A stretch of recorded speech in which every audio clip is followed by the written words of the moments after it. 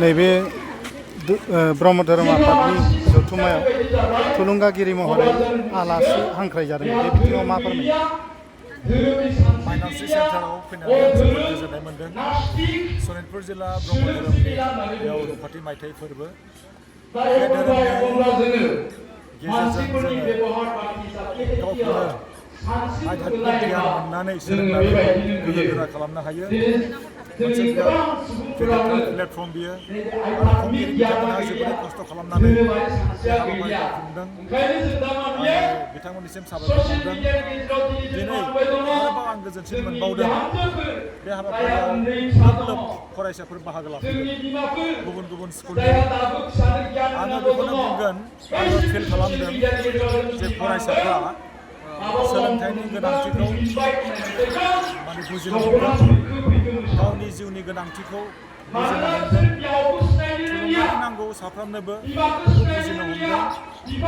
नंगौ, जोंनि गेजेराव जेंनायाबो जायो, मोजां गाज्रि थाखायो, नाथाय आङो दिनै मोनसे फिल खालामनाया बेनो जाहैबाय जे जोंनि गोबां फरायसाफ्रा दिनै साक्सेस जानाय फरायसाफोरखौ नुनानै थुलुंगाखांदों।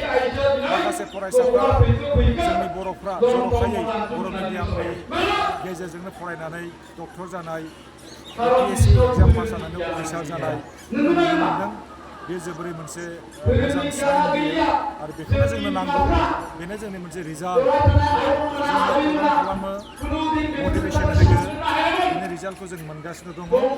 दा फरायसाफोरखौ आङो बुंगोन, जोंनि थांनानै थानायनि बिबाना जोंनि आखायावनो। बेखौ जों रावनोबो हगारनो हानाय नङा, रावबो जोंखौ लामा दिन्थिनाय नङा। खैफोदाव जों गोग्लैयोबा जोंनो गावखौ रैखाथि होनांगौ आरो गावखौ रैखाथि होनोब्ला जोंनि गोसोनि बोलो बेखौ जोङो गोहो गोरा खालामनांगोन। आङो फरायसाफोरखौ बुंगोन, जोंनि सुथुरा मानसिया जोंनि सुथुर जानो हाया। जोंनि सुथुरा जोंनि बानाय, जोंनि गिनाय, जोंनि मेंनाय, जोंनि गोसो बायनाय, बेफोरनो जोंनि सुथुर। बे सुथुरखौ जों फोजोबनांगोन। आङो बुंबावगोन जे फरायसाफोरखौ सोरबा रंजाफानाङा। मानो होनब्ला सोरनिबा रंजानाया फेग्रा मुवा जानानै रंजानायसो, बेयाव जेबो ओंथि गैया। जोङो साक्सेस जायोब्ला जोङो सानफ्रोमबो जों रंजानो हागोन आरो जोंनि सेलेब्रेसना न'आवनो जों बिमा बिफाजोंबो जों खालामनो हायो, गोरोंफोरजोंबो जों खालामनो हायो, लेखा फरायनानै जों सेलेब्रेट खालामनो हायो, बेनिफ्राय इसोर सिबिनानै जोङो सेलेब्रेट खालामनो हायो। नाथाय जोङो लेखा गोरों जागोन। लेखा रोङाब्ला रावबो मानसियानो अफिसार जानो हाया, डक्टर जानो हाया, बे सैथो बाथ्रा। लेखा फरायनांगोन आरो जोङो लामा आन्दायनाङा। सोरबा मिनिनायाव मिनिफानाङा, गाबनायाव गाबफानाङा। सोरनिबा गाबनायाव गोलेरनि मोदै नंखाय मोदैया थानो हागौ, नोंखौ लामा आन्दायहोनायबो जानो हागौ सोरनिबा गाबनाया। दा बेनिखायनो मा समाव गाबनांगौ, मा समाव मिनिनांगौ, बेखौ जोङो बयबो सांग्रां जानांगोन। सोरबा जोंखौ लेंहरोब्ला, आखाइ फायखन लेंहरोब्ला जोङो बेयाव थांनाङा। दानि थासारिया ओरैबायदि मोनसे थासारि, सोरबा गाज्रि हान्जाया मोजां मानसिखौ, मोजां लोगोफोरखौ, फरायसाफोरखौ आखाइ फायखन लेंहरगोन, फेग्रा मुवा जानो थाखाय लेंहरगोन, गाज्रि खामानि मावनो थाखाय लेंहरगोन। दा बेनिखायनो सोरबा आखाइ फायखननायावबो लेंहरनायावबो थांनाङा आरो सोरबा गाबनायावबो गाबफानाङा, मिनिनायावबो मिनिफानाङा। आङो गुसुङै बुंगोन जे जोंनि जिउनि रिमट कन्ट्रल बेखौ जोंनि आखायाव जों लानांगोन। देरहासारनि मोन्थोरा जोंनि गोसोआवनो दङ आरो जेब्लानो गोसो जोङो खामानि मावनो हायो, जेब्लानो गोसो जायो अब्लानो जों अख्रांसा बिरनो हानाय बायदि जोंनि जिउनि रिमट कन्ट्रलखौ जोंनि आखायाव जों लानांगोन, रावनोबो जों बेखौ हगारनांगोन। सोलोंथाइ लानाय समाव बिमा बिफानि सांग्रांथिया माबायदि जानानै बिमा बिफा आरो फरायसा लोगो बायदि सोमोन्दो थानांगौ। लोगो बायदि सोमोन्दो थायोब्ला फिसाहा मा जेंना जादों बेखौ मिथिनो हायो आरो बेनिफ्राय बिमा बिफाया मा लुबैदों बेखौबो बिसोरो फोरमायनो हायो। बिमा बिफाया एक्सपिरियेन्स गोनां मानसि, बारहुंखा गावखौ माबायदि रैखाथि होनांगौ, गावखौ माबायदि रैखाथि होनांगौ, गियाना बिमा बिफानियाव दङ बेनिखायनो गियानखौ फिसाफोरनो होनांगौ आरो थाफाबाय थानांगौ स्कुलाव थांनाय बहाबा जुदि हस्टेलाव थायोब्ला बेखौबो खबर लाफा लाबाय थानांगौ मबाइल जुदि दङब्ला मबाइलाव मा मावदों बेखौ थाल लानांगौ दानि जुगाव मबाइल होआब्लाबो जाला मबाइलनि गोनांथि जाबाय मबाइलाव जोङो सानखान्थि सोलोंनो हायो बिगियानजों सोलोंनो हायो इंलिस ग्रामारजों सोलोंनो हायो सोरबा जुदि मबाइल मोनाखैबा मोनाखैसै बेनिफ्राय मोननांगौनि गोनांथि गैया सोरबा जुदि मबाइल होफ्लांदोंब्ला बा होदोंब्ला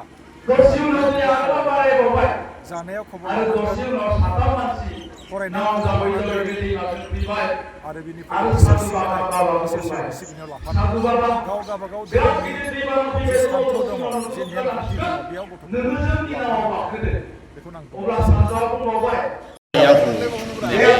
माइनावसियाव जानाय फालिथाय खुंदों फाथि मायथाइ फोरबो फालिथाय बोखावजायै हालामनि बे बिसम्बि माइनावसिनि आगाननो नाथाय बेखौ माइनावसि आगान होननानै बुंनाय जादों माइनाव बेवहाय जोंहा नाजावदेरनानै माइनावसि आगान खालामनाय जादों बियो बे फालिथायनि मोनसे जारिमिन बायदि जागोन मानोना दासिमहालागै सनितपुराव बेबायदि ब्रह्म धोरोमनि फालिजानाय धोरोमारि बिजाब बा बिसम्बि ओंखाराखैमोन बेखौ बेखेवनो मोननानै आं जोबोद गोजोननाय मोनदों इयुनाव बेबायदिनो बिथांमोनहा दिहुनलांबाय थाथों मानोना कालिचरन गुरुदेब बा जोंनि गेजेराव जि ब्रह्म धोरोम फोसावलांबाय बे फोसावनायनि गेजेरजों जे बर' हारिनि गेजेराव बेले बेजे एबा जेंना जेंसिफोरखौ फोजोबस्रांनानै माबोरैहाय गोग्गो समाज गोग्गो धोरोम सोलोंथाइ रांखान्थि राजखान्थि बिथिङाव जौगानो हागोन बेखौ थुलुंगा होलांदों आरो बे रोखोमैनो दा बर' हारिया जोबोद गोजौआव गाखोफैबाय होननानै जों बुंनो हायो मानोना सानसे समाव बर' हारिया जोबोद गाज्रि खैफोदाव गोग्लैबायमोन होननानै जों बुंनो हायो मानोना बेवहाय मिसनारिफोरनि खैसार फारसेथिंजाय गुबुनारिफोरनि धोरोम बेफोरबायदि नारसिननायाव बर' हारिया खैफोदावनो गोग्लैबायमोन नाथाय गुरुदेबा जोंनि गेजेराव फैनानै जि फोसाबफैबाय बे दासिमहालागै बर' हारिखौ गोख्रोङै हमथाफिननायाव खामानि होदों होननानै आं सानो आरो इयुनाव जोंहा सनितपुर जिल्लानि जि ब्रह्म धोरोम बिथांमोनहा दुलाराय आसाम नाङै बा माने भारत नाङै जि ब्रह्म धोरोम आफाद दं बेखौ मोजां मोनसे खामानि मावलांनानै हारिनि जौगानायनि थाखाय बिथांमोनहा इयुनाव